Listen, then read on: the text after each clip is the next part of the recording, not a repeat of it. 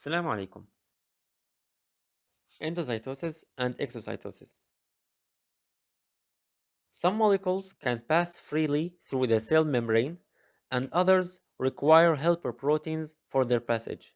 But to transport large molecules, cells use endocytosis and exocytosis. Endocytosis is the process by which cells take in substances from outside of the cell by engulfing them in a vesicle. In contrast, exocytosis is a process that the cell uses to transport or excrete molecules out of the cell. In both cases, the cell needs energy in the form of ATP to complete the process. Let's start with endocytosis. It has three forms: phagocytosis, pinocytosis, and receptor-mediated endocytosis.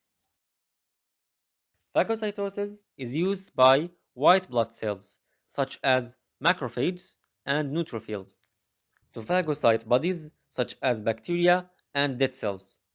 When the white blood cell recognizes through the receptors the body that must be phagocyted, it folds its membrane to surround it, and this is what we call pseudopods.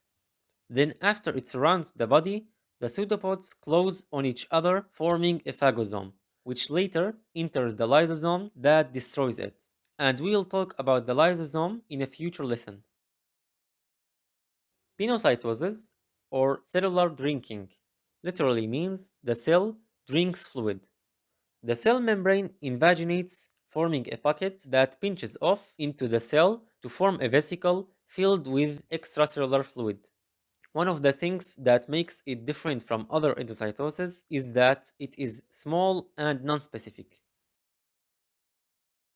As for the receptor-mediated endocytosis, the cell membrane contains some holes in which there are specific receptors for certain molecules, and these holes are covered from the inside by a layer of proteins called clathrin.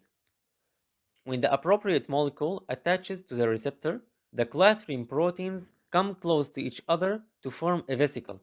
After the vesicle forms and gets inside, the clathrin proteins dissociate from it and revert to their previous position in the membrane to prepare for another endocytosis.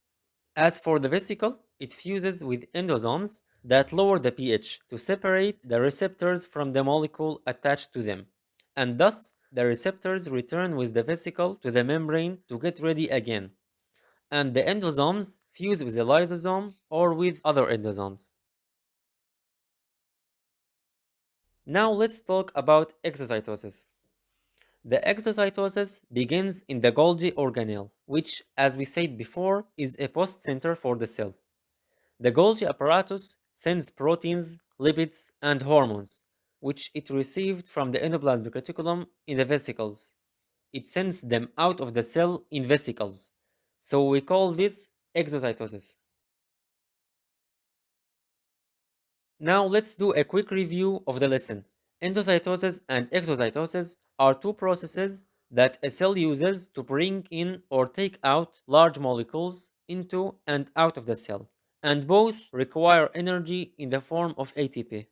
Endocytosis has three types: phagocytosis, which is used by white blood cells to engulf foreign bodies and dead cells; pinocytosis, which is cellular drinking; and receptor-mediated endocytosis, which receives molecules by binding to specific receptors and stimulating clathrin proteins.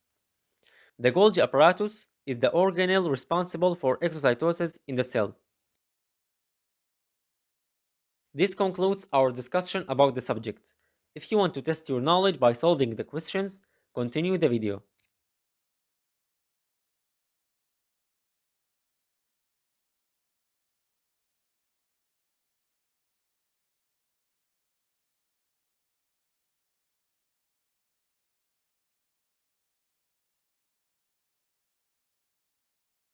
Golgi apparatus sends the compounds it received from the endoplasmic reticulum out of the cell in vesicles, and it is the only organelle responsible for exocytosis.